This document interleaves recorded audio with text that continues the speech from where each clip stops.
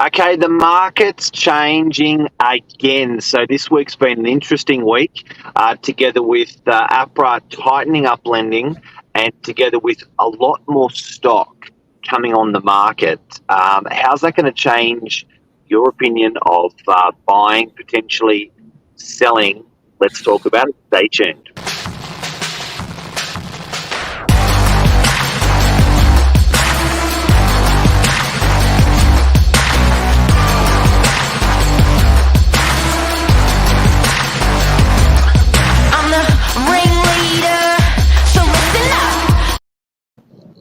Good morning, everyone. Welcome to Morning Minutes. Myself, Michael BURGIO, Mark Novak, episode 573. More listings coming on, tighter lending being announced, and what will this mean for property prices? Mark, good morning. Morning, Michael. Good morning, and thank God that you're safe. You had a COVID jab, and it's given you a hard time. Yeah. So it's a bit hard to breathe, but we'll see how we go. Go slow. And also another one, guys, the rental market. So I know we're covering a lot today in sales, but definitely the commercial rental market and the residential rental market. Normally, as an agency, we're a big agency on the Northern Beaches. We have 40 or 50 properties for rent, and at the moment, there's only 17. So, and in terms of commercial, normally have 120, 140 for lease, sitting at about 45. So there's very low stock on the rental market, which pushes prices up. Yeah, like traditionally with commercials, there'd be normally 700-800 listings. So to see half that, it's crazy at the moment. But so coming into opening up, Mark, where do you see listings and the amount of listings? What should people see, especially in the residential market, over the next month? Because for sale listings are around 400. Typically, like a year or two ago, a healthy amount where it was 700 to 1,000. Like I remember times we hit 1,200, and then when things would be really low, traditionally it would be 550 to 6 or 7, around that 100. So even from what we are traditionally, we're a lot lower than that now. So what do you think? Do you think a lot of people were waiting for it to open, even though we had great results during lockdown? Yeah, so normally, like I think the catchment we're talking about, it's a really good reference point. There's 200,000 odd people, 250 odd thousand people that live there. There's 100,000 odd properties. So I think we're a good reference for New South Wales and a good reference for Sydney, our catchment. And then the amount of numbers when we're talking about 400 or 800 or 1,200, that's how many were on realestate.com.au, which is pretty much what most people use in our area. We're pretty dedicated to that website rather than domain. So I reckon if anyone was considering trading out of their property during COVID, I think it would have been a little bit more convenient and maybe logical to say no, I'll wait, need my home, chill out, everything else is moving around me, this is the one thing I want to keep stable. So I think a lot of people emotionally just stayed put through COVID and thought when lockdown's over, we're going to hit the market. That's what we're definitely seeing now with sales properties.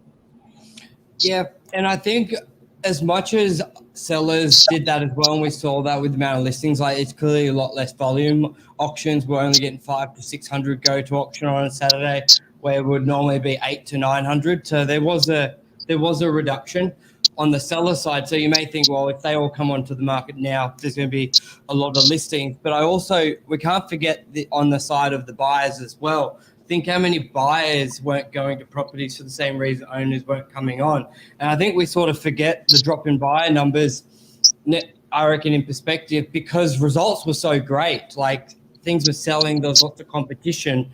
But even at 10, like we saw in sales, there was that reduction in buyers. So there's going to be so many more coming to the market when things are open. Because think how rare it was for a buyer to buy a property like through Zoom. We saw a lot of properties being sold sight unseen.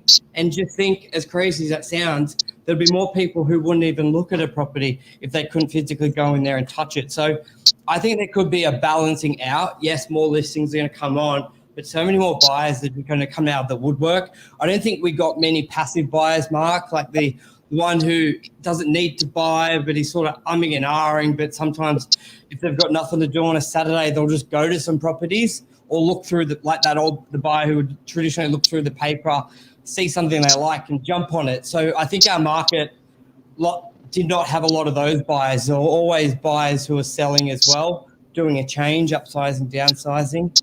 So I think it's going to be very interesting. I think this is going to be a lot more activity, and prices will probably, Now, obviously, it's some huge capital growth. We've seen, I think, in a lot of housing suburbs in Sydney, houses have done a little bit better than units. Yeah, I think would you agree with that? Yes. COVID. And good morning to Kane West. Guys, this is a live show, so if you want to ask any questions, make any comments, make sure you're on Novak Facebook, and we'll entertain your questions or comments. So, Virg, another thing, being such a buoyant market, everyone was worried about the bubble bursting.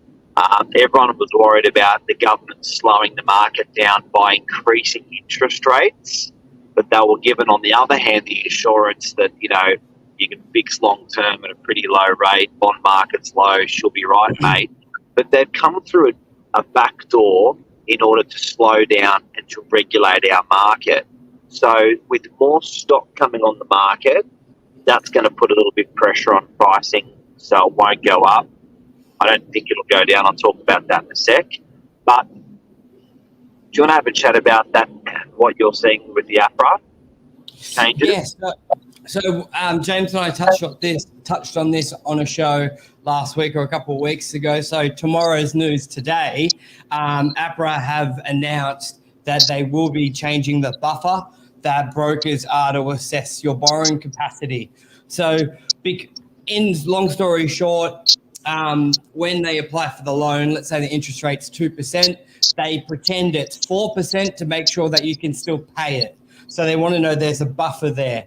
And that was a lot. I think that was what reduced down to 2.5, and I think even waived. Here it is on some lending. I remember. Was it waived completely, or there was a big change a year and a half ago with this buffer? I think it was maybe reduced from 4 to 2.5. Or there was a change, and we saw the market soar. And now the APRA are basically saying we're going to increase it. So you may have been able to get a loan for $2 million last week, but with these changes, you may only be able to get 1.9. So big change. And when you increase that with more listings, there could be about some readjusting, but we won't see that for 3 to 6 months because, Mark, if your loan's pre-approved, it lasts for 90 days. So the assessment will be anything new. So if you've got a loan approval, you should really want to jump on it now. And if you want to know the effects of this, you need to be looking 6 months in advance. So it could be the perfect storm in terms of buying for a buyer, because there's more stock coming on the market because people are going, you know what, COVID's the lockdown is over. I'm going to list. So it could be a lot more coming on. Something that should be mentioned about stock coming on the market. We as an industry, we use a barometer of realestate.com as stock on market, but the way people are listing properties is different these days as well, where they used to do the traditional realestate.com ad in day one.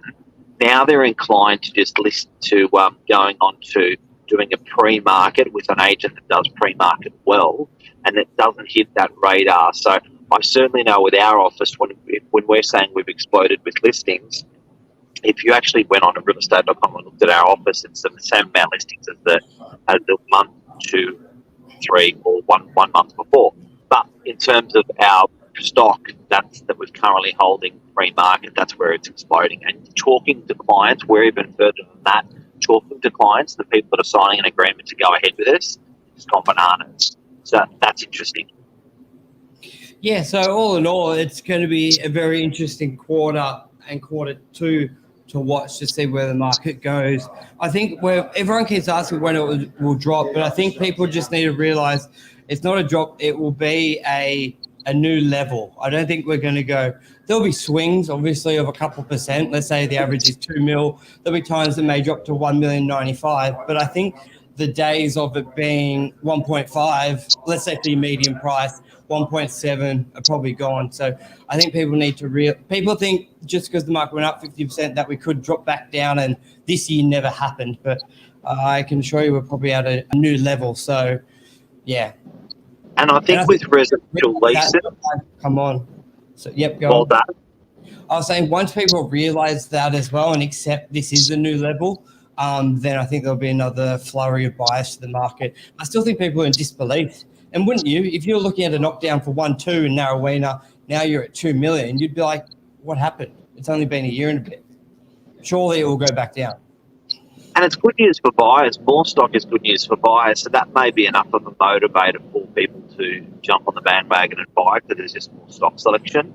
And it may be a good thing to get a buyer on a bandwagon and sell their unit or sell their property because they've now got a choice of a plethora of stock.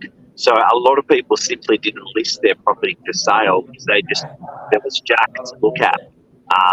But something that's really important to mention is that rental market. We haven't had in the rental market, get this, property prices for a house on the Northern Beaches has doubled twice in 10 years. It's gone up 200%. Rental prices in the last 10 years has gone up what? 10 years, 50%, I think, or less, hasn't it? RP data. It's about 10 or 20%. Have a look on your RP data for DY units. So I think for landlords, your time has come for some 27%. How much? 27. 27% in 10 years. Yep. And it's done 200% for houses in the area in the last 10 years. So there's a big differentiation there. So I think the rental market, guys and girls, are going to start doing better with. So as a landlord, get your finger on the trigger for rents to go up in the next year or two. As a tenant, try to get a longer term lease so your rent can't go up. Because if you're on a lease, your rent can't go up. So tenants try to get some tenure. So and actually I am seeing that. I'm seeing some tenants asking for a 2-year lease these days, which I think is really interesting. Perfect. Awesome. Anything else you want to add on to that? Have a great day. It's Saturday. The weather is a cracker. Got heaps of new properties coming on this week. It's good times. We're unlocking on Monday. Yeah, it'll be good. Cafes, restaurants. And Burge, thanks for doing the show, everyone. Burge is struggling with his chest, and mate, you're an absolute weapon. Thank you. All good. Cheers. See you, mate.